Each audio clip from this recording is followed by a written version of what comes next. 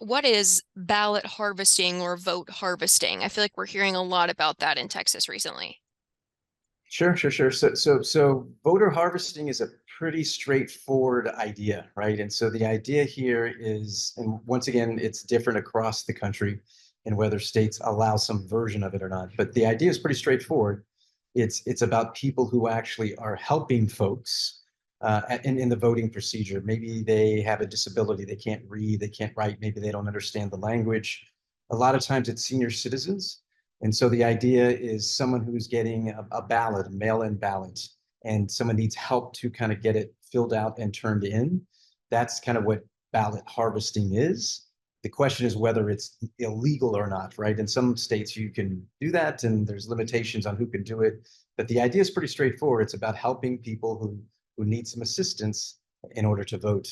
And the idea in Texas, for example, that I think people that the law says you can't do is the idea of collecting a number of them or changing someone's vote, right? I mean, that's what you hear from the Attorney General's office, and a lot of folks, what they're worried about is that people are taking the assistance piece and going to actually casting the ballot or doing it for someone or convincing them to kind of do it a certain way, and moving way beyond assisting them to actually voting for them. And so that's where the illegality kind of comes into play in Texas. And that's something that I don't think that would happen at an election office. So how do you go about proving ballot harvesting if those situations do arise? And that's a great question, right? And so what we know is that there is very little evidence that this actually happens across the country. It's very rare. So this myth that it's happening in huge numbers and it's something that we really have to take on is not true. But how you actually figure out whether it's happening, each state once again does it a little bit different. So in Texas, for example, they may look to try to see if the signature on the ballot matches, say, what you did when you turned in your registration, right? Or another piece of information. They'll try to match someone's kind of signature to see if something seems off, right? You'll hear about sometimes people, maybe someone has a middle name and they actually use the middle name as how they really kind of write and put things down, but then it shows up with a first name or something. So they try to find discrepancies as a way to kind of, it's a hard thing to do, but those are some of the ways they do it. In addition to that, it's also about following the rules. So technically, in Texas, for example, you have to provide either some kind of a state driver's license or some kind of an ID or the last four digits of your social security number, and say maybe it's missing, because you have to do it both when you apply for the ballot itself, and then it's kind of strange, but it's actually on the inside flap of the envelope. Sometimes people may miss it or forget. It's kind of crazy. Sometimes they may miss it or forget to even do it. But if it's missing, that could send up, oh, wait, they forgot to do it. And technically, sometimes people will throw those out to kind of make the ballot bad. But those are when people are collecting them, that becomes part of it's not necessarily the harvesting portion, but it's kind of the very specific rules that need to kind of get filled out to see whether people are kind of following the law. And so it's tough to kind of find and prove. And once again, you'll see places like the Brennan Center who kind of study this, saying that there's a lot of time and resources that are kind of being wasted and kind of going after something that really isn't a problem across the country.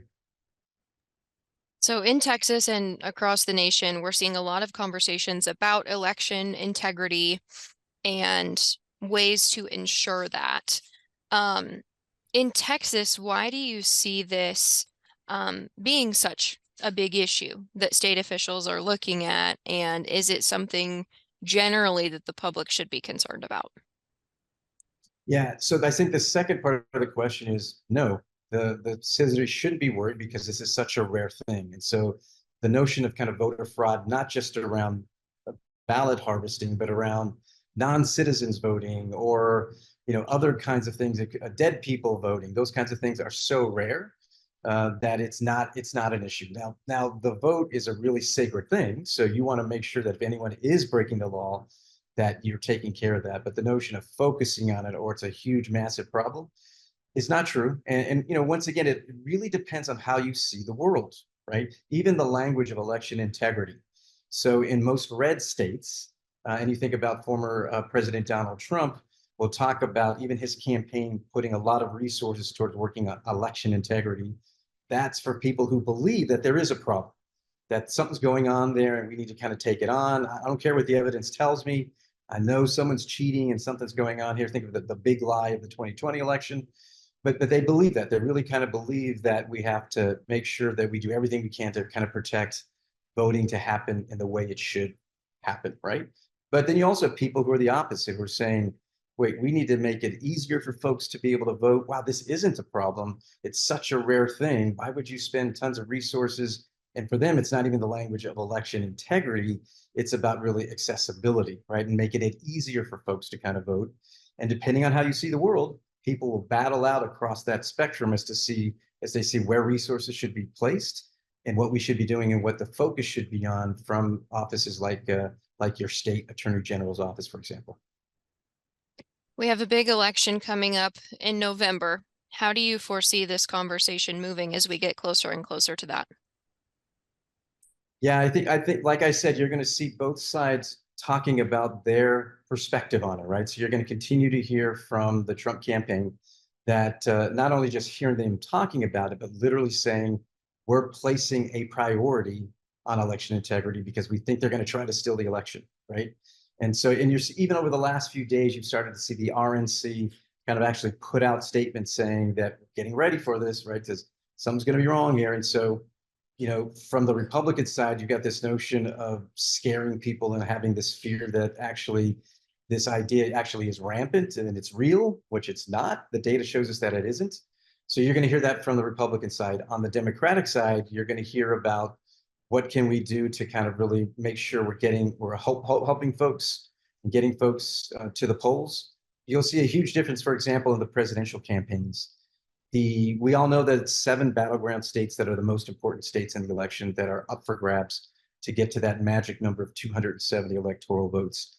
You'll see right now on the Harris and the Walz side, 1,500, 1,600 staff members who've been hired across those 7 states, hundreds of offices, thousands of volunteers who are going to be going door to door and canvassing and knocking, doing everything they can to make sure people get to the polls.